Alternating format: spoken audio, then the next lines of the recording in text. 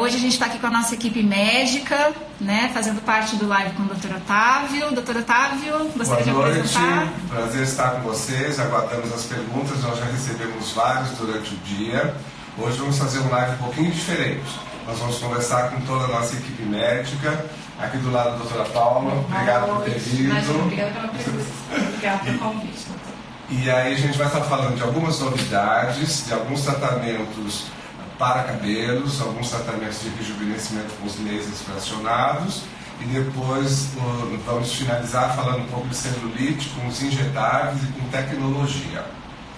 Então, para começar, a gente gostaria de falar um pouco desse laser Hélio IAG usado para rejuvenescimento e queria saber a sua experiência, doutora Paula.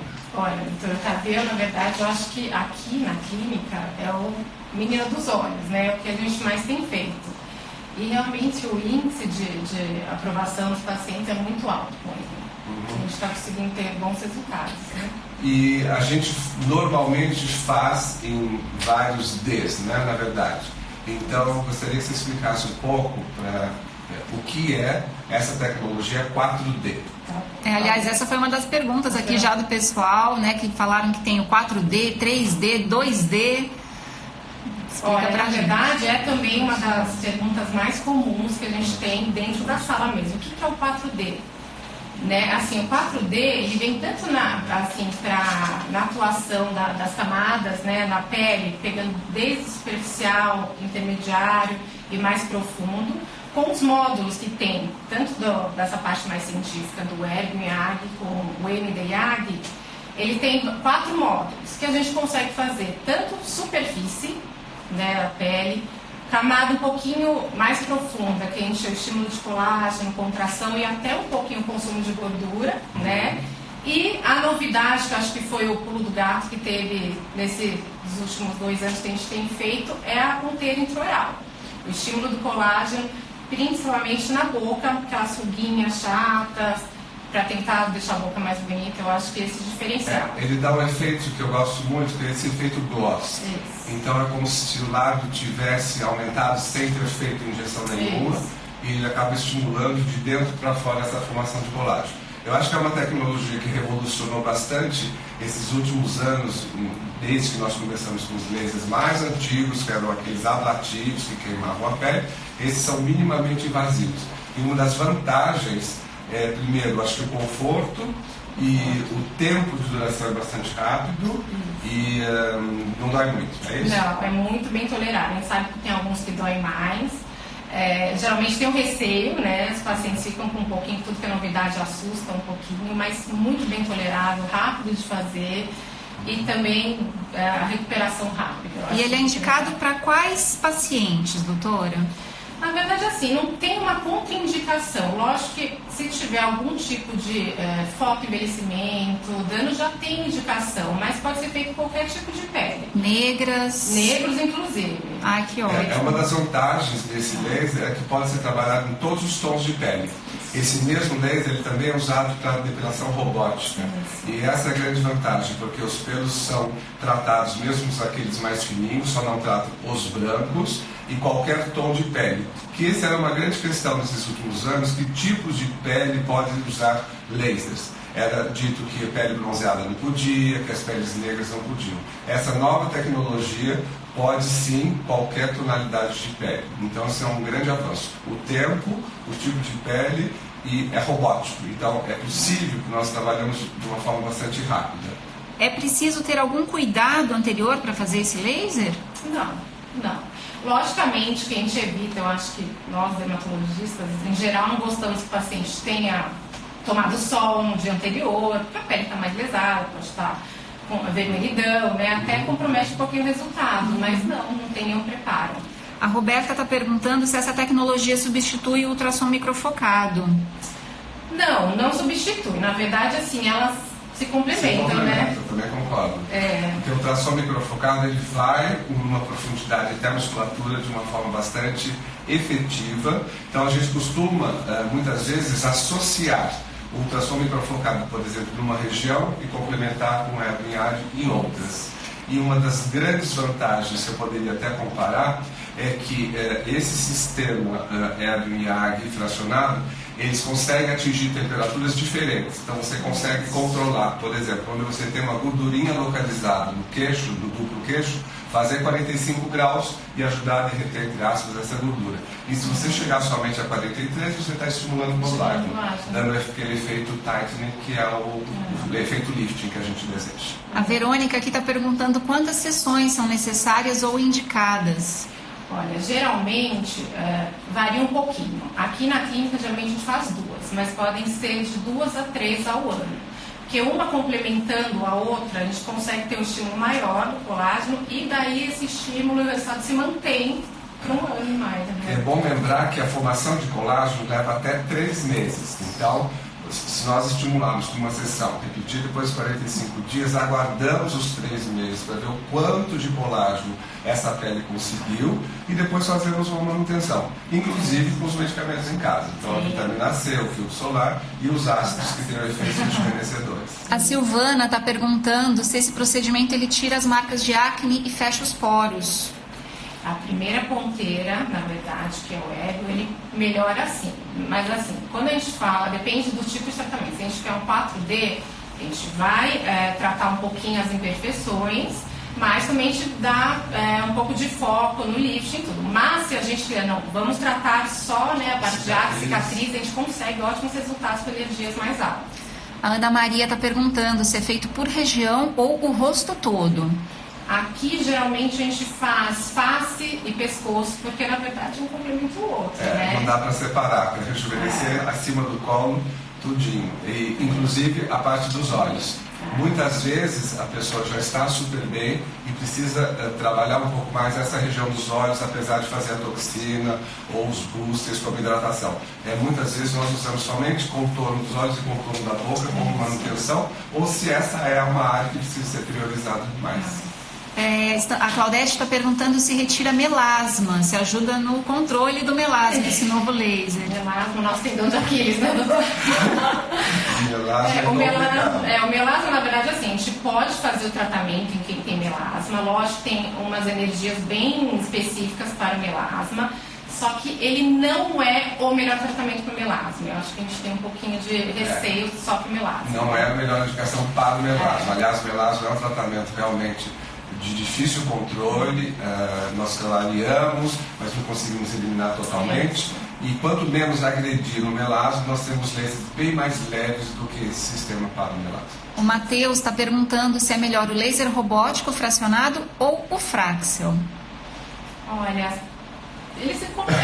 assim, são 2 tecnologias que a gente adora, né? A gente faz bastante. Eu acho que o Fraxel, talvez um pouquinho pela dor, né? A gente não esteja indicando tanto, mais para quem tem uma sensibilidade maior, né? E o robótico tem a vantagem da rapidez. Isso. E pelo fato de ser mais rápido, a sensibilidade é muito menor. Então, sendo mais rápido, o contato desse laser é muito mais rápido, vai agredir um pouco menos.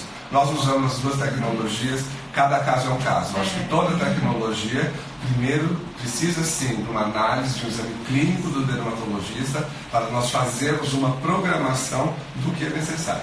Então, assim, a gente dá orientações em geral, mas cada caso é um caso. A Janaína está perguntando quais são os cuidados pós esse tratamento.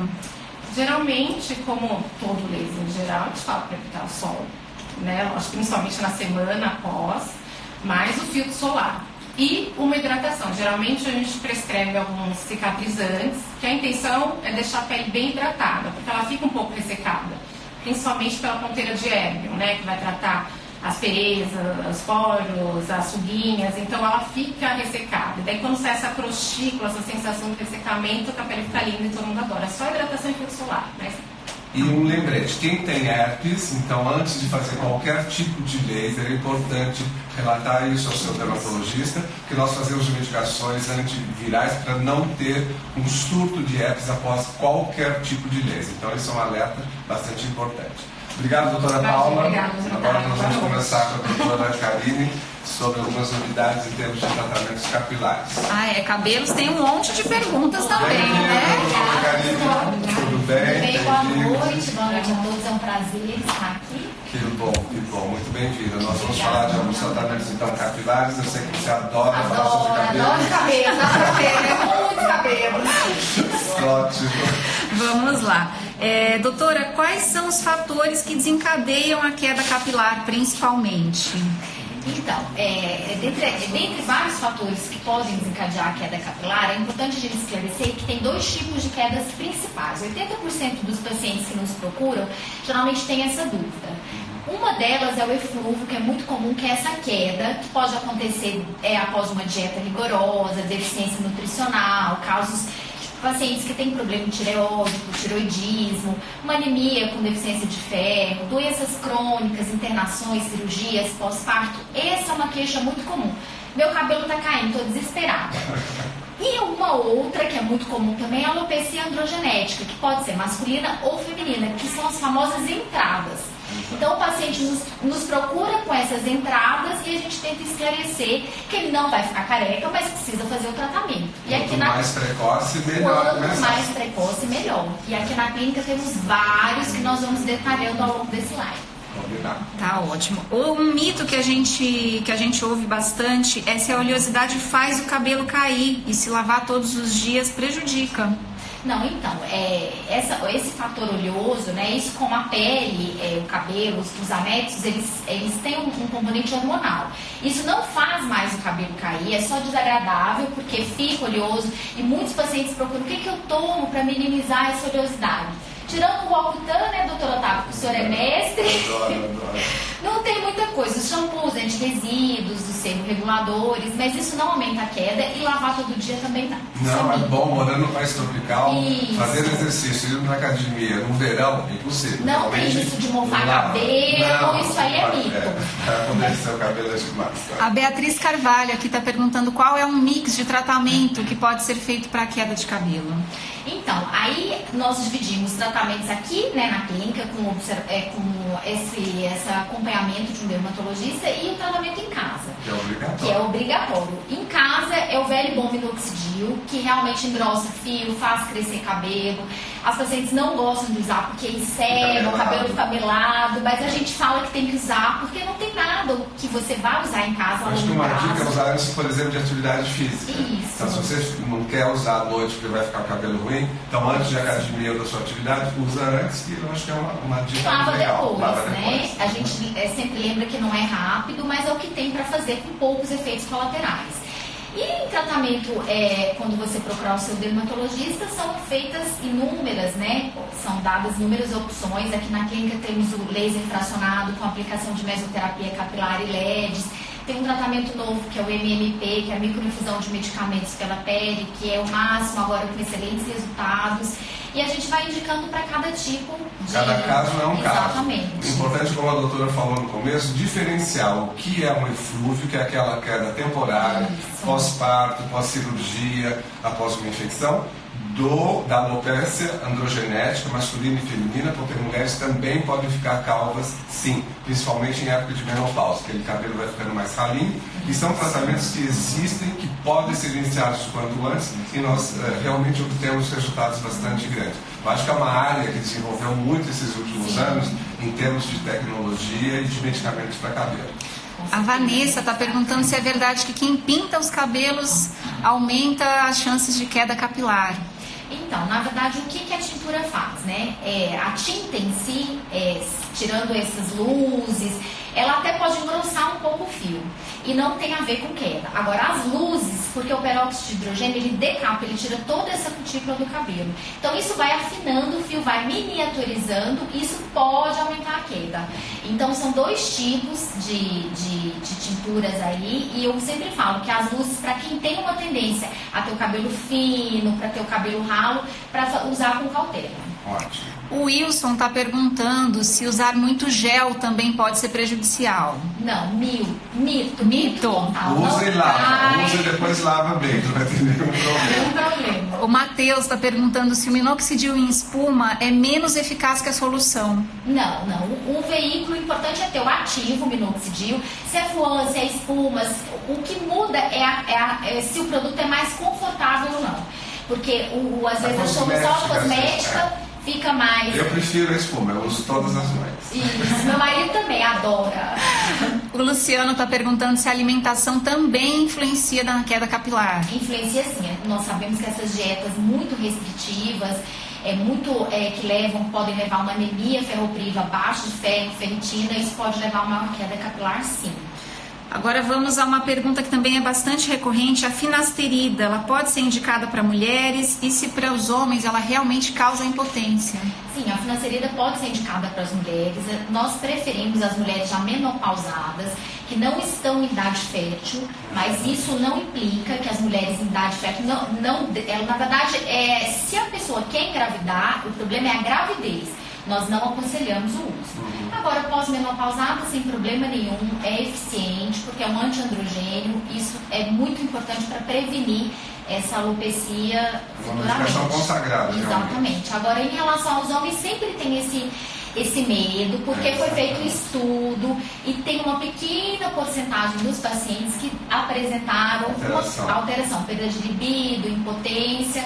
Mas foi feito um outro estudo dizendo que a concentração da finasterida no sêmen é muito pequena. Então, assim, eu acho que vale a pena esclarecer, abrir o jogo para o paciente. Claro, e se houver eventualmente algum desses efeitos colaterais, interromper a medicação, os efeitos são revertidos. Eu acho que é tudo realmente uma questão de conversa, confiança, abertura com o seu dermatologista, mostrando todas as opções de tratamentos que existem, que são seguros, comprovados. Nós normalmente utilizamos tecnologias que já tenham estudos anteriores, trabalhos publicados, para a gente ter absoluta segurança no que nós oferecemos. A Márcia está perguntando aqui no nosso Facebook se existe algo para tomar que diminua a quantidade dos fios brancos. Ah, não tem ainda. Então, complexo. Trabalhos em andamento, mas nada efetivo ainda liberado, enfim. Uma boa tintura, continua usando uma tintura. A Delza está perguntando se é normal, após a gravidez, o cabelo mudar e não voltar a ser como era antes. Então, o que acontece é que durante a gravidez, o nível de estrogênio é muito alto. Até as mulheres amam isso, por quê? Porque o cabelo fica lindo. Não cai, porque o estrogênio é um antiandrogênio. Então, pós-gravidez, esse nível de estrogênio abaixa muito e os hormônios androgênicos, tipo testosterona, aumentam. Então, essa queda ocorre muito, que é o eflúvio pós-parto. E isso pode levar a uma mudança na textura, na estrutura do cabelo por causa desse ambiente hormonal. Mas nós vemos que é um pouco reversível isso. E a tendência é tentar, depois que passar esse eflúvio, o cabelo voltar tanto a quantidade quanto a textura. O que eu percebo também... Desculpa. Em relação ao cabelo branco, a gente percebe, às vezes os pacientes falam, meu cabelo está mais ácido, está mais grosso com a idade. Na verdade, o que acontece é que o cabelo branco ele é mais poroso, ele fica realmente uma textura diferente. Então, isso acontece pelo fato de existir o cabelo branco. Sim. A Andréia está perguntando como que a gente detecta se a queda está anormal. Então, isso é uma beleza, porque os pacientes chegam com aquele monte de cabelo na mão e falam, isso meu cabelo, doutora. Não é verdade, doutora? Então, é o que eu falo, teoricamente até 100, 150 fios é o normal, mas muitos não contam, muitos contam. Às vezes o preto aparece mais no piso branco, parece que assusta mais o fio comprido do fio do cabelo da mulher, é maior do que o do homem. Então é realmente difícil essa avaliação numérica. O que eu oriento é observar o ciclo normal do cabelo e ver se tem uma queda absurda nesse período, que nos procure para que nós possamos esclarecer melhor. Quanto antes, o primeiro sinal de queda de cabelo, você está vendo que não é uma coisa regular e normal da sua vida, existe a necessidade de um exame. Nós pedimos uma bateria de exames de sangue, o exame clínico é feito para nós chegarmos a um diagnóstico. Em medicina, você tem que ter um diagnóstico, tanto clínico quanto laboratorial. E aí, o resultado, a satisfação do resultado vai ser mais específica quando nós instituímos um tratamento com um diagnóstico feito. Bom, e o que a gente tem em novidades agora para tratamento de cabelo, doutora? Então, aqui na clínica, que é uma clínica de vanguarda, maravilhosa, a doutora acabou de voltar de Paris, num congresso maravilhoso. Nós estamos fazendo, além dos tratamentos convencionais, que com excelente sucesso, o que chegou de novidade para nós é o MMP, que é a microinfusão de medicamentos pela pele, que é uma grande sacada, que se usou uma máquina de tatuagem.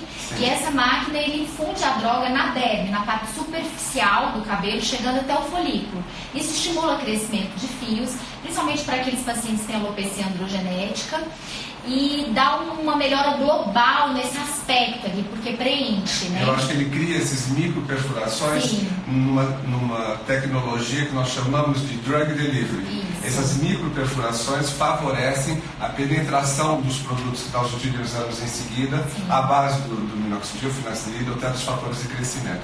Então, eu acho que é uma tecnologia assim, que veio para chegar, para nos auxiliar. Doutora Karine, agradecemos a sua presença. A gente vai fazer proximamente mais alguns, tá bom? Com certeza. Obrigada a vocês. Boa noite a todos. Agora com o Dr. Vinícius. Agora nós vamos conversar um pouquinho com o Dr. Vinícius. Tudo bem? Como vai? Prazer em vê-lo. Boa noite a todos. Boa noite, doutor.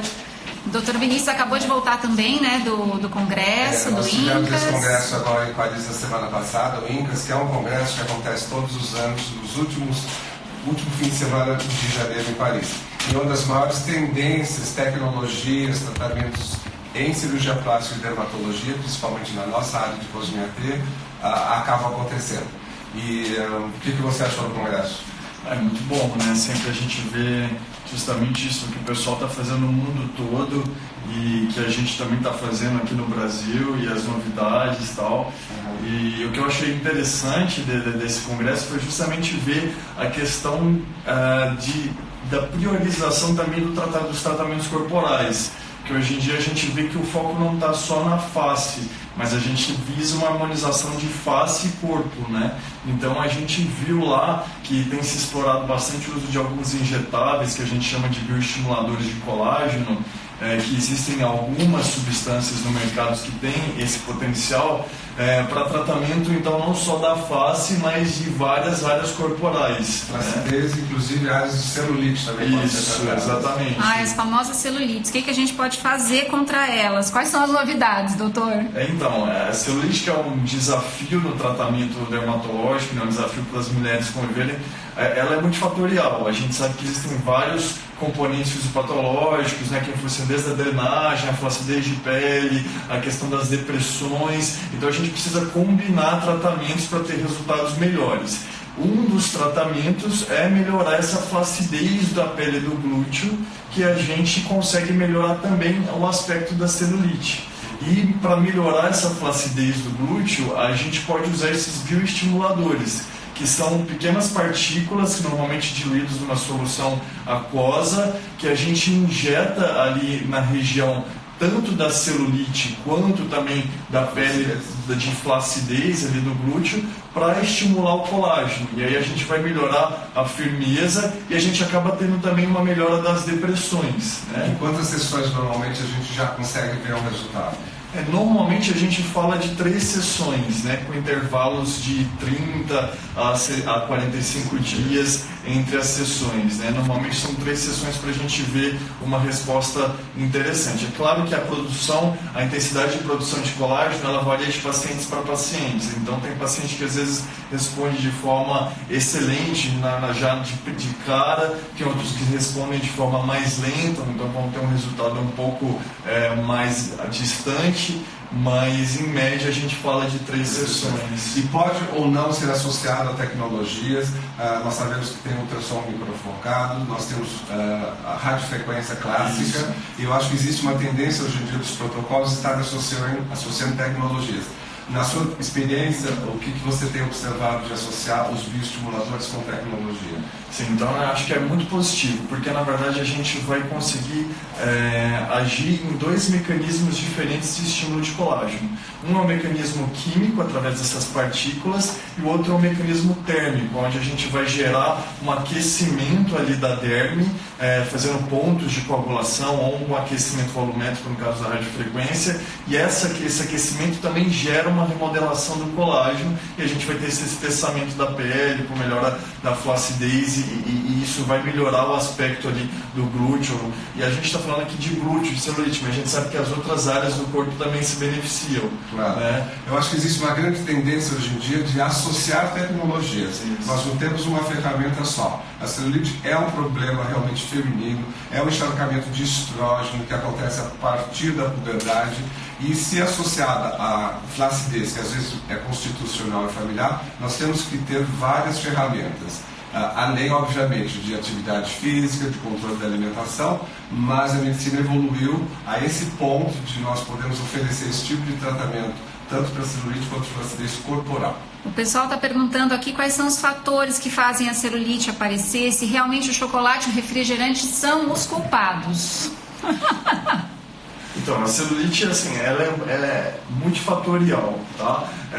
Uma dieta balanceada é extremamente importante, tanto para manter o índice de gordura corporal dentro dos limites aceitáveis. A gente sabe que não necessariamente o emagrecimento vai gerar o desaparecimento da celulite, mas a gente sabe que se o IMC da pessoa, o índice de massa corporal, estiver acima, a gente vai poder ter uma maior irregularidade por algum acúmulo de gordura, que é um dos componentes. Então, por isso que uma dieta balanceada é ideal. E também a questão do sal na dieta, que é, no caso dos refrigerantes, a gente tem muito sódio, isso pode aumentar a retenção de líquido e que eventualmente pode piorar o aspecto da celulite. Mas não que o alimento vá causar celulite ou que somente a mudança da alimentação também vá curar a celulite, né? Então, de novo, é multifatorial. Então, a gente precisa ter isso de forma balanceada dentro de todo o plano terapêutico, né? Um nutricionista nos ajuda muito, dando algumas dicas dessas exatamente,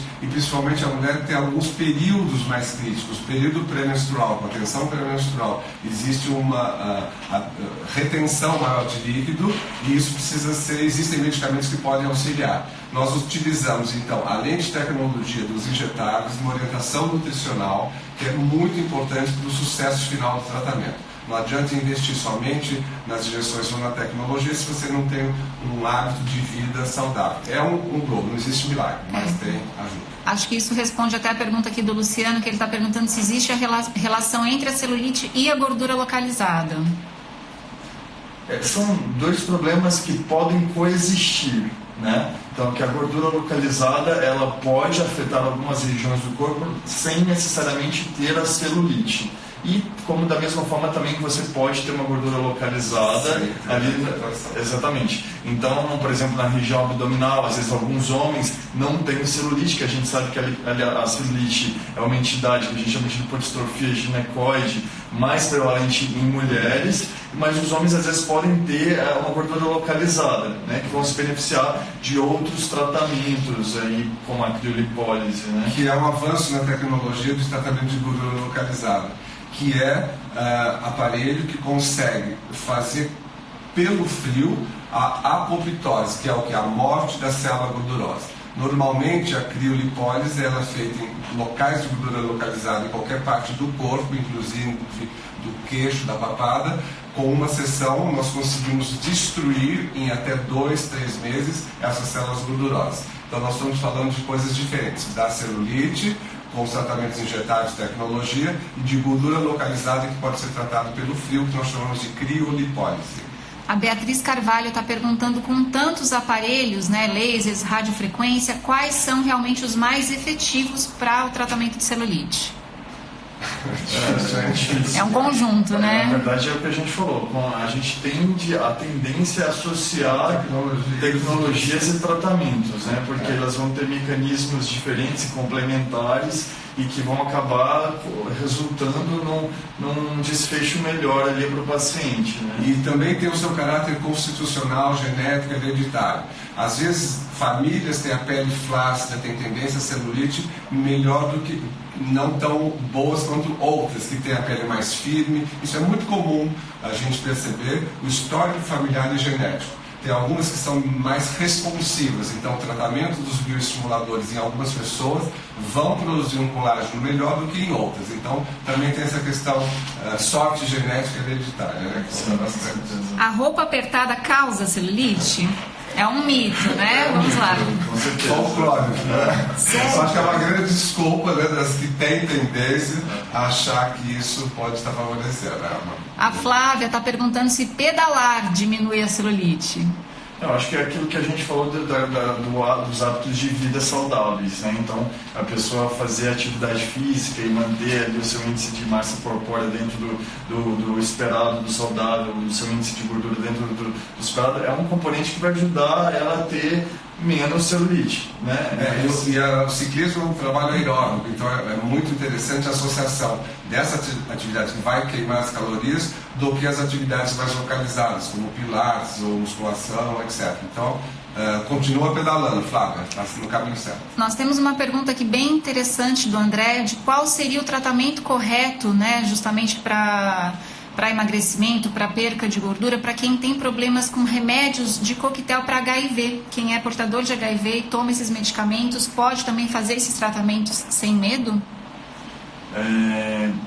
Então, não sei se eu entendi muito bem, assim, a reorientação dietética ela vale para todo mundo, né? Então a gente sabe que o paciente em uso de TARV, que é a terapia antirretroviral do HIV, se ele está em acompanhamento adequado e os seus exames estão normais, ele é um paciente imunologicamente normal, rígido. Então ele pode ser submetido a praticamente todos os tratamentos que a gente propõe, né? Então todos esses tratamentos que a gente falou de flacidez e tal, isso pode ser feito tranquilamente para o paciente soro positivo, né? E existem alguns efeitos colaterais dessas medicações que é um acúmulo de uma gordura localizada, e eu acho que aí o acompanhamento, obviamente, do seu médico do infecto, acompanhando e autorizando esse tipo de medicamentos. Eu acho que é muito importante, quando um paciente tem um acompanhamento médico, sempre pedir autorização deste médico para os tratamentos estéticos, cosmiáticos. É uma interação entre os médicos. Quais são, assim, umas 3 diquinhas básicas para a gente tentar fugir da celulite? Estão perguntando aqui, 3 milagres, né, para nós mulheres não termos celulite. É aquilo que a gente já falou, né, assim, é uma questão de hábitos de vida saudáveis, tanto do ponto de vista de atividade física, de preferência com atividade física aeróbica de rotina, com uma dieta balanceada, evitar aí, por exemplo, os alimentos ricos em sódio, que vão reter a água. A comida japonesa, o shoyu, né? O shoyu acaba retendo bastante, é muito comum. E eu acho que, assim, sempre que possível, tentar tratar um dos componentes da celulite. Nem sempre o paciente vai ter a disponibilidade de tratar todos os componentes de uma vez. Mas sempre que ele puder, tiver fazer um tratamento de um dos componentes, acho que isso, ao longo do tempo, vai amenizando, né, esse aspecto da celulite. Eu acho que basicamente são esses 3, né? Eu também concordo. Acho que atividade física, higiene de vida alimentar e procurar as tecnologias. Às vezes só uma drenagem linfática muito bem feita, a mulher que tem a retenção hídrica, isso é uma forma preventiva de celulite, de prevenir a celulite. Então, a drenagem linfática também. Quando já se manifesta H1 para 2, eu acho que tem que procurar uma ajuda médica, sim, e nós temos aí um arsenal terapêutico bastante importante. Bom, o nosso tempo acabou. Eu agradeço ao Dr. Vinícius, doutora Paula, doutora Karine. A gente vai fazer agora sempre lives, nós vamos avisando a cada 3 ou 4 semanas, nós vamos avisando os temas que nós vamos discutir. Agradecemos a vocês. As perguntas que não foram respondidas, a Letícia coordena isso e nós vamos estar respondendo no Stories. Cada dia 1 ou 2 perguntas que ficaram pendentes. E também vão ficar também para próximos lives, né? Mandem as suas dúvidas, as suas perguntas. Lembrando também para todos curtirem o Facebook, o Instagram e o nosso canal no YouTube, né? Para que vocês também sejam avisados dos próximos lives. A gente vai ver quais que são os assuntos mais recorrentes para poder estar sempre ajudando vocês a sanarem todas as dúvidas. A gente agradece a toda a equipe médica que participou e até a próxima, pessoal. Boa noite. Boa noite.